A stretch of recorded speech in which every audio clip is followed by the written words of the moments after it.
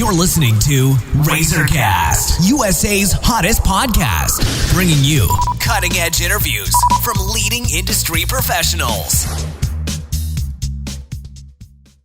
Hello, everyone. This is Liz Harvey coming to you from our studios in New York City, where we are dedicated to bringing you cutting-edge interviews from many of the leading industry professionals across the U.S.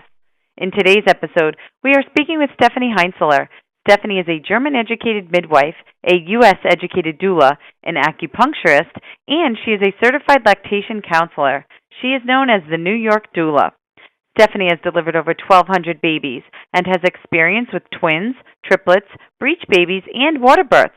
She also works with newborn parents in their postpartum stage and holds classes and seminars for moms and dads-to-be.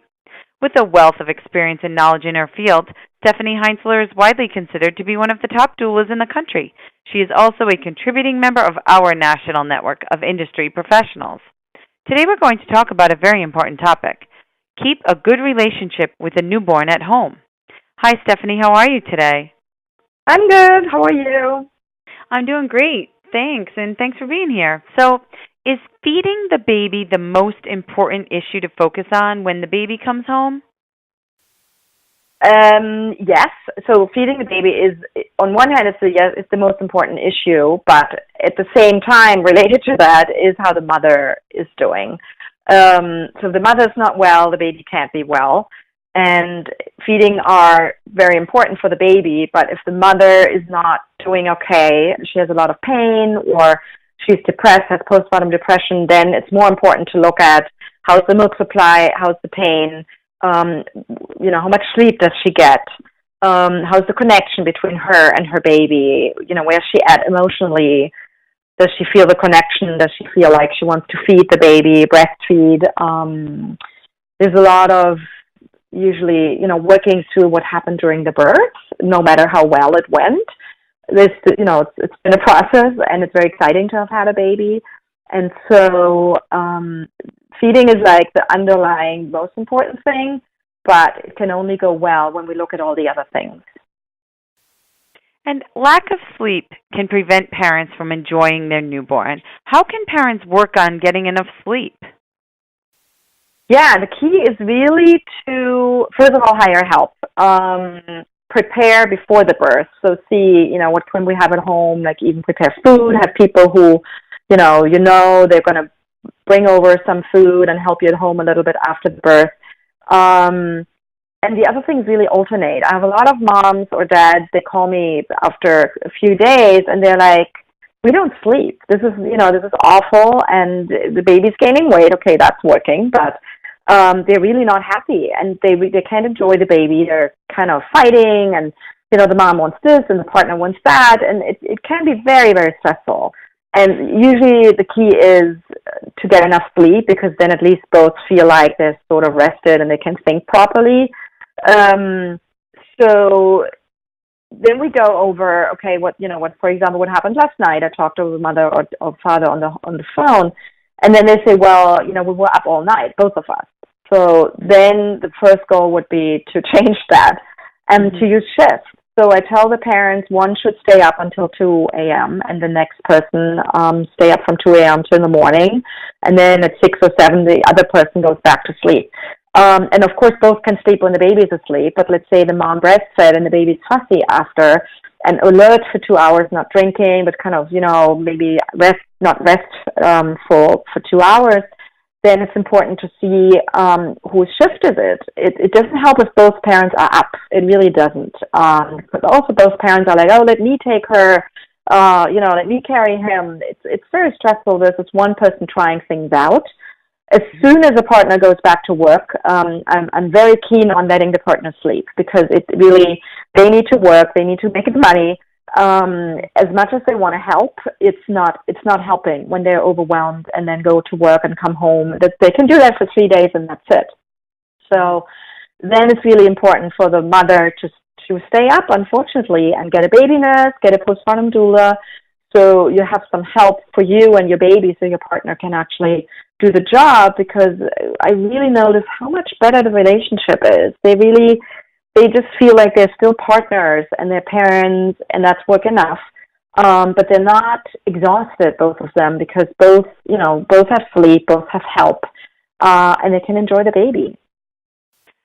And what are some resources available to parents who may not be bonding well with their baby?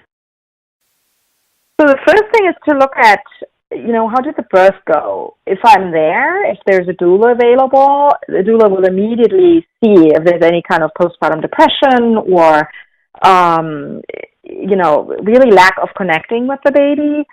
And then we see, is it because of how the birth went? Is it because of lack of sleep? Is it because there's no support, like there's a doula a few times, but the partner is not, is there even a partner, or the partner's not so available? Are there other kids? So that can be super stressful. So then we look at, what's the root, what's the cause of the problem, and how we can help. So the first thing is, if you don't have a doula, hire a doula, a postpartum doula. That can be incredibly helpful to just book 20 hours of a doula who comes like 3 times a week, 3 hours. You could also look into having a baby nurse who stays with you 24/7, who stays with you a month or 2 months. There's nannies who could come in a few hours a day. But if you don't want, professional help, you could look around and see friends, family members who come, and they come on a regular basis. It's not like last night was terrible, can you please come? It's more like we schedule it, because if the parents are relaxed the day before the help is coming, it helps tremendously. The babies are better off because the parents are more relaxed. If postpartum depression would ever get diagnosed, then the mother really needs professional help. If the dad has postpartum depression, or the partner, which can help, what can help is really to get some professional help for the partners, or for both of them. So then we need to see, because the partner didn't go through the process of like physical birth, but they clearly have something going on, and it is a valid illness. So it's 1 over 7 moms get postpartum depression, but 1 over 10 dads get postpartum depression. So it's really something that can happen, and so the resources are different then. It's more therapy in that case, maybe a therapist who comes home to the parents, maybe groups, that can be very helpful. But again, guidance. The doula is usually the number one helper. If the parents feel like we are not well and they see the obstetrician, then of course the obstetrician or midwife would be the person to talk to. And do you recommend that parents use carriers or wraps to hold their baby while they move around the house so they can stay connected with the baby while getting chores done? Yeah, I like wraps. I really think they work beautifully. There is a lot of misconception about like how you should carry or pick up your baby. The first month, you really need to pick up your baby. So if baby's crying or fussy, they need to be held. They don't know you're here. They don't know you're in the next room. They just don't, they feel alone. And especially at night when it's like dark and quiet, it's even worse than that. During the day, usually babies sleep, right? I come there at 10 or 11 a.m. and the baby has the best sleep ever. But it's the nights that are tough. But once the baby gets that the parents will be around no matter what, like even if baby maybe doesn't hear the parents, then they trust more and they're generally more calm. But they need to earn that. They need to learn it too. So during this 4th trimester, we call it the first 3 months after birth, it really helps. And for the parents, it's quite nice as well, especially for the partners. They don't breastfeed. They can get some stuff done. They run some errands. They have the baby in the sling. I like the Moby wraps, like those wraps that are those long slings that you can just use. They're very easy. It seems difficult, but it's super easy to use. And parents really enjoy it, and they really have their hands free. Like you don't even feel the baby. It's really amazing. You have like a 8-pound baby in front of your chest, and you don't feel him. They're just somehow at a center of gravity of your body that makes it very comfortable. And lastly, at what age should the parents start taking time to play with and stimulate the baby? A little later. So usually the first 4 weeks you don't need to do anything. And that can be tough because there's nothing coming back from the baby. So you like feed and the baby's like, pooping, crying, sleeping, feeding. There's not else coming back. And for some parents, like, okay. So they don't really feel the joy, and they kind of wonder, is this okay? Like, we don't really enjoy it that much. So I kind of, I tell them this is normal, and here and there we get this angel smile, so that can be a very blissful moment. But after like 3 or 4 weeks, they start to smile a little bit more. Usually at 6-7 weeks, they really smile, and that's the age when you also notice the baby's more interested.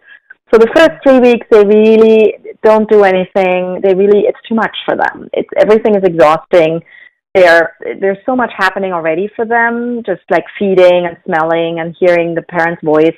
That's a lot for the brain.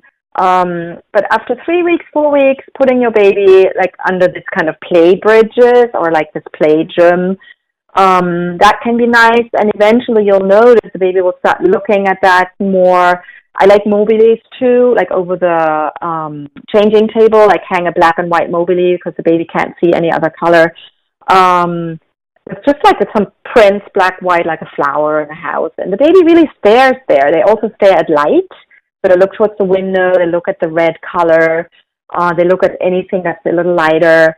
So that can be nice to use that. But just observe your baby. So once he is looking and staring a little more and you really feel like, oh, he's now inspecting whatever is in front of her, that's the time when you start to stimulate a little more, but very slowly. There's not much that you need to do. It's enough if you like, stick out your tongue. I mean, that is a big thing for babies. Change your facial expressions. Babies, they love that. And then slowly you give the baby something in the hand, and they like looking at keys and things that make sounds. So it's like, slowly. There's nothing that needs to be done. Don't overdo it.